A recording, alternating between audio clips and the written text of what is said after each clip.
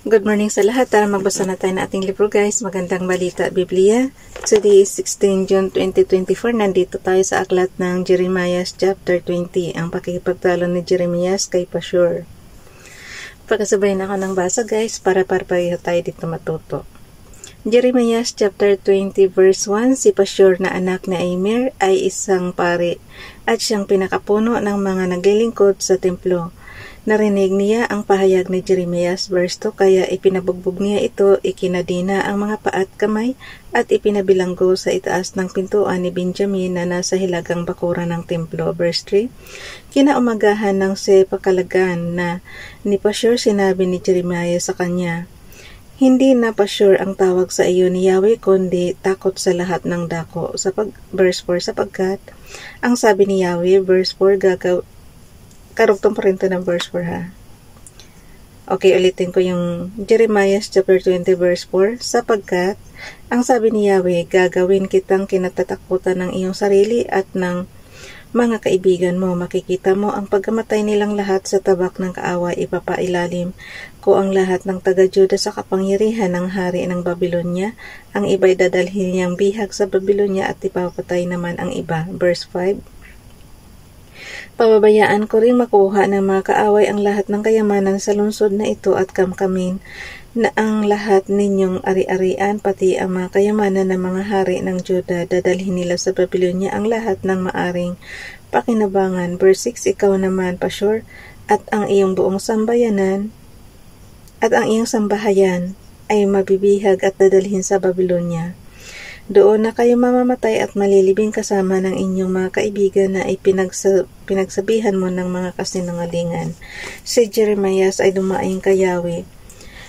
Jeremiah chapter 20 verse 7. Yahweh, ako'y iyong hinikayat at naniwala naman ako, higit kang malakas kaysa sa akin, kaya ikaw ay nagwagi.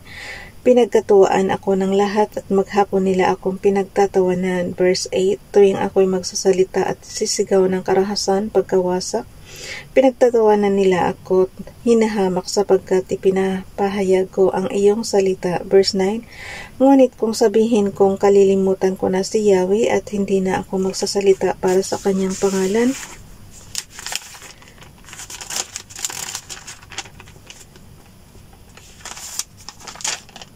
para namang apoy na naglalagablab sa aking kalooban ang iyong mga salita, apoy na nakakulong sa aking mga buto, sinikap kong tiisin ito, ngunit hindi ko na kayang pigilan pa. Verse 10. Narinig kong maraming nagbubulungan, tinaguruan nila akong takot sa lahat ng dako.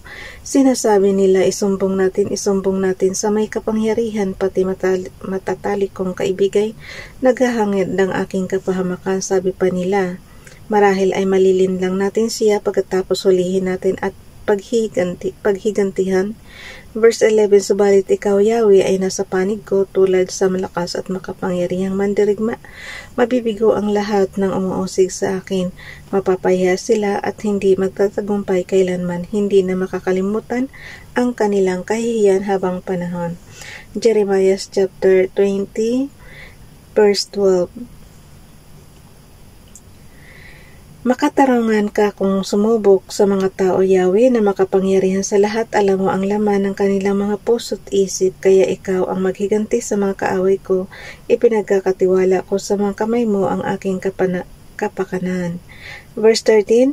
Awitan ninyo si Yahweh sa inyong papurihan sapagkat inililigtas niya ang mga api mula sa kamay ng mga gumagawa ng kasamaan. Verse 14. Sumpain nawa ang araw ng ako'y isilang, huwag ninyong ituring na araw na pinagpala ang araw ng ako'y ipanganak. Verse 15. Sumpain nawa ang taong nagbalita sa aking ama, lalaki ang anak ninyo, na nagdulot sa kanya ng malaking kagalakan. Jeremiah chapter 20 verse 16. Matulad nawa ang taong iyon sa mga lungsod na winasak ni Yahweh ng walang awa. Makarinig nawa siya ng iyakan sa umaga at hiyawan naman sa tanghali. Verse 17. Sapagkat hindi niya ako pinatay bago ako isinilang, sa gayon naging libingan ko sana ang tiyan ng aking ina. Jeremiah chapter 20 verse 18. Bakit pa ako isinilang kung ang maranasan ko lamang ay hirap, kalungkutan at kahihiyan habang ako'y nabubuhay? Hinulaan ang pagbagsak ng Jerusalem. Nandito na tayo guys sa aklat ng Jeremiah chapter 21. Jeremiah chapter 21 verse 1, sina Pashur na anak ni Malchiyas at ang paring si Zephanias na anak naman ni Maasiyas ay pinapunta ni Haring Zedekias kay Jeremiah upang verse 2.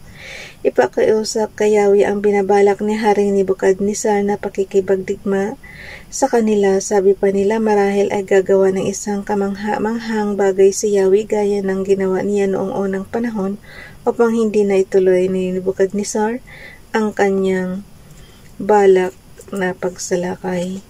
Verse 3, ganito ang sinabi ni Yahweh kay Jeremias bilang tugon sa kanila. Verse 4, sabihin mo kay Zedekias na ito ang ipinapasabi ni Yahweh ang Diyos ng Israel.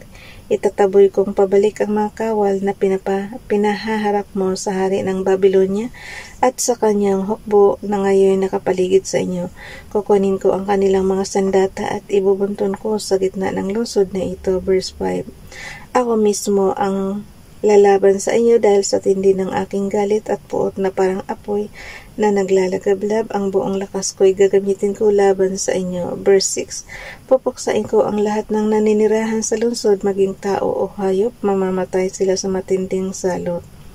Verse 7, pagkatapos si Haring Zedekias ng Juda ang kanyang mga tauhan at nasasakupan at lahat ng nasa lungsod na nakaligtas sa labanan sa salot at sa gutom ay ibibigay ko naman sa kamay ni Nebukadnezar, hari ng Babylonia at ng iba pa nilang kaaway.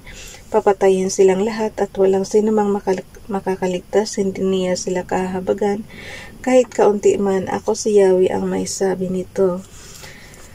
Jeremiah chapter 21 verse 8, sabihin mo sa bayang ito ang ipinapasabi ni Yahweh, narito ang buhay at ang kamatayan, mamili kayo sa dalawa. Verse 9, ang mananatili sa lungsod na ito ay mamamatay sa labanan, sa gutom o sa salot, ngunit ang susuko sa mga taga-Babylonia na sumasalakay na ngayon sa inyo ay hindi mamamatay.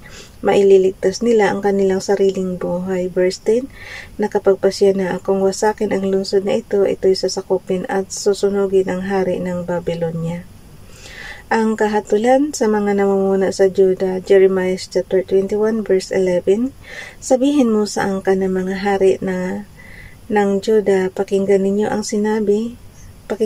sinasabi ni Yahweh. Verse 12, sa buong angka ni David, ito ang sabi ni Yahweh sa inyo, pairali ninyo ang katarungan araw-araw, iligtas ninyo sa kamay ng mapang-api ang mga dukha, kung hindi mag-aalab laban sa inyo ang aking puot parang apoy na hindi maapula dahil sa inyong masasamang gawa. Verse 13, ikaw Jerusalem, nakatayo ka sa itaas ng mga libis, parang batong namumukod sa gitna ng kapatagan, ngunit kakalabanin kita. Sinasabi mong walang makakadaig sa iyo, walang makakapasok sa iyong mga kota. Verse 14, Jeremiah chapter 21 verse 14 guys, paparusahan kita ayon sa iyong masasamang gawa, susunugin ko ang iyong palasyo at lalaganap ang apoy sa buong paligid at tutupukin nito ang lahat ng naroon. Akong si Yahweh ang may sabi nito. Tingnan ko lang guys kung kaya pa natin basahin yung chapter 22. Bukas na lang ito, masyadong mahaba yung chapter 22. Bye everyone, God bless.